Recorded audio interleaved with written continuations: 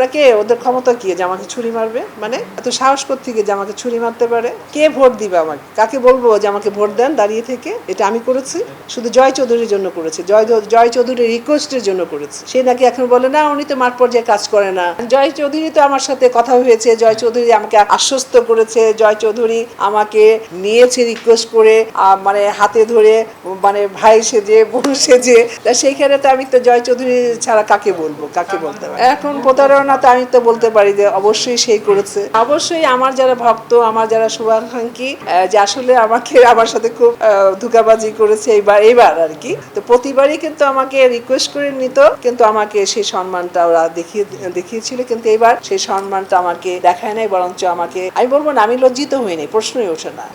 আমি বিশ্বাস করেছিলাম, আমি আশা করব যে আপনারা অবশ্যই যে ভালোবাসতেন সারা জীবনই ভালোবাসবেন, আমি যতদিন বেঁচে থাকি। তো এইসব আসলেই মানে এখনকার জামানায় তো চেঞ্জ, তাই না, বদলে গেছে। তো মানুষের মন মানসিকতা বদলে গেছে। কিছু লোক আছে আসলে বড়দেরকে সম্মান দিতে জানে না, আমি মনে করি। তো তাদের কাছ থেকে সম্মান পাওয়াটাও আশা করাটা উচিত না।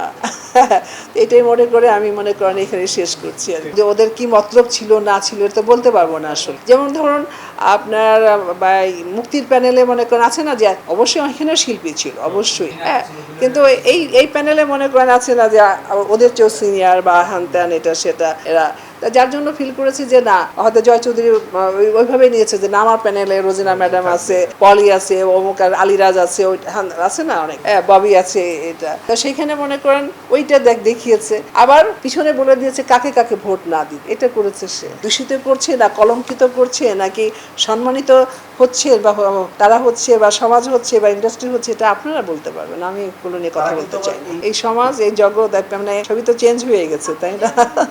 আমি 2 বছর ছিলাম সেন্সর বোর্ডে, আমি দেখেছি অনেক ছবি দেখেছি, সবাই ভালো অ্যাক্টিং করে, তো সবাই ভালো অ্যাক্টিং করে। আপনাদের যদি ভালো লেগে থাকে আমার ভালো লাগে।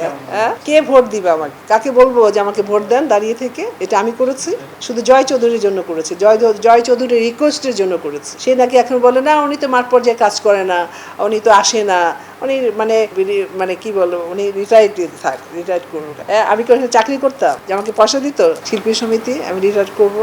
আর ছুরি টুরি না, এটা অসম্মান করেছে, এটাই বড় কথা। কে ছুরি, ওরা কে, ওদের ক্ষমতা কি যে আমাকে ছুরি মারবে? মানে এত সাহস কোত্থেকে যে আমাকে ছুরি মারতে পারে? তো ওদের মনের মধ্যে যখন এটাই ছিল যে আমাকে মানে সামনে রেখে ট্রাঙ্কা বানিয়ে তারপরে ওদের যারা শিল্পী ছিল, ওদের যারা ভোটার আর কি ছিল, ওরা যারা জানে যে একদম শিওর ওদের প্যানেলে ভোট দিবে, তো তাহলে ওদেরকে বলে দিয়েছে, একদম শিওর বলে দিয়েছে যে আমাকে ভোট না দিন, বুঝতে পেরেছে?